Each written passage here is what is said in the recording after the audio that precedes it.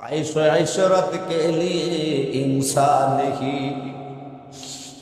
ऐशो इशरत के लिए इंसान ही, याद रख तू बंदा है मेहमान ही, याद रख तू बंदा है मेहमान ही।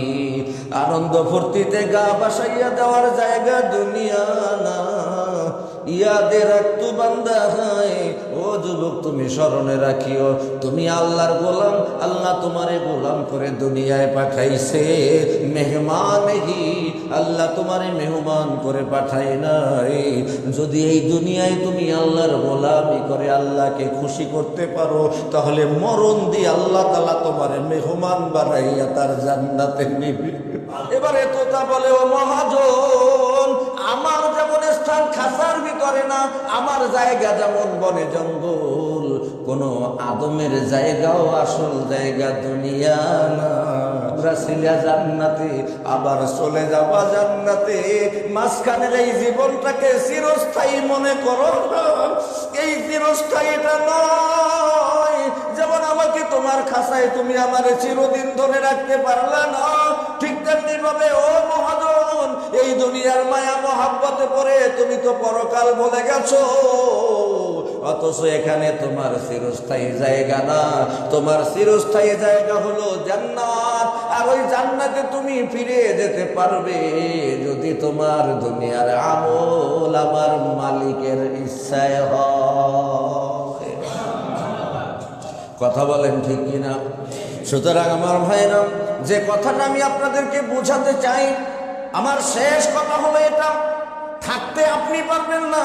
এহা সব হাম মুসাফির হ্যাঁ, এহা সব হাম মুসাফির হ্যাঁ, ওহি আখির ঠিকানা, কোই আগে রওয়ানা হ্যাঁ, কোই পিছে রওয়ানা। এখানে কেউ আগে আসে, কেউ পরে আসে।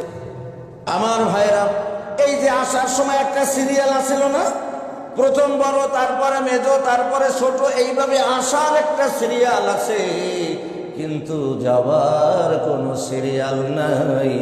বড় ভাইয়ের কাঁধে ছোট ভাইয়ের লাশ। সুতরাং ভুলে যেও না রে যুবক, তুমি এখানে চিরদিন থাকার জন্য আসো নাই।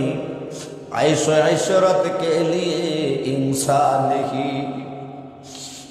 ऐशो इशरत के लिए इंसान ही, याद रख तू बंदा है मेहमान ही, याद रख तू बंदा है मेहमान ही। आनंद फुर्तिते গা ভাসাইয়া দেওয়ার জায়গা দুনিয়া না, ইয়াদে রাখতু বান্দা হয়। ও যুবক, তুমি স্মরণে রাখিও, তুমি আল্লাহর গোলাম, আল্লাহ তোমারে গোলাম করে দুনিয়ায় পাঠাইছে মেহমানহি, আল্লাহ তোমারে মেহমান করে পাঠায় নাই।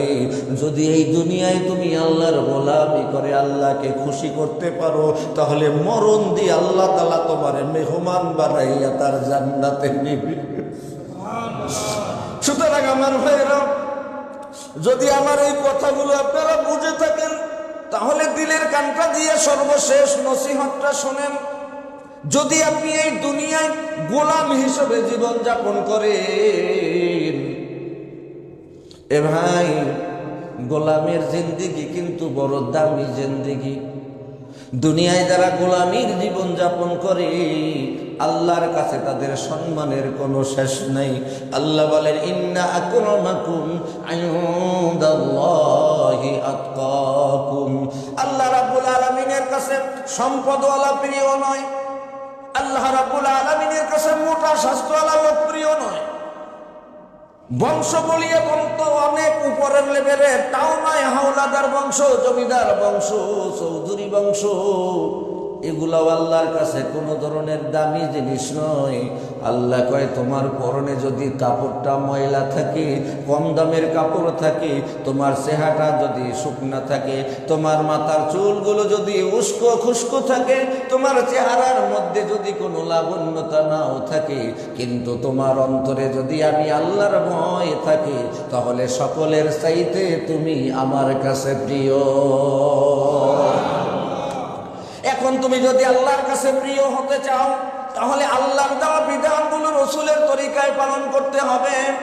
রসুলের তরিকায় যদি তুমি তোমার জীবন পালন করো, মনে রাখবা তুমি তোমার যে শরীরের এত আদর যত্ন করো, যে শরীরের তুমি এত যত্ন নাও, শীতকাল আসলে এক ধরনের যত্ন, গরমকাল আসলে আর এক ধরনের যত্ন, আল্লাহ কিন্তু তোমার এই চেহারার দিকে তাকান না।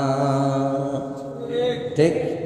যদি চেহারার মূল্য থাকতো তাহলে বেলালের এত মর্যাদা হওয়ার কথা ছিল না। কথা বলেন।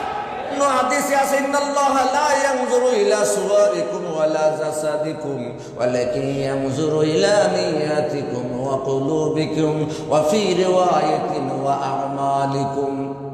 রাসূল বলেন, চেহারা সুন্দর আল্লাহ দেখে না, মোটা তাজা আল্লাহ দেখে না, আল্লাহ রাব্বুল আলামিন দেখে তোমার নিয়তটা কেমন আর তোমার অন্তরে কি। সুতরাং আজকে আমার যুবক ভাইদের উদ্দেশ্যে শুধু একটা কথা বলবো, আগত মুসল্লিদের উদ্দেশ্যে আমার আলোচনার খোলাসা সার অংশ শুধু এটুকুই বলতে চাই, তুমি যে অঙ্গ দিয়াই তুমি গুনাহ করো, মনে রাখবা কাল হাসরের ময়দানে তোমার প্রত্যেকটা অঙ্গ প্রত্যঙ্গ তোমার বিরুদ্ধে সাক্ষী দিবে। প্রত্যেকটা অঙ্গ প্রত্যঙ্গ তোমার বিরুদ্ধে সাক্ষী দিবে।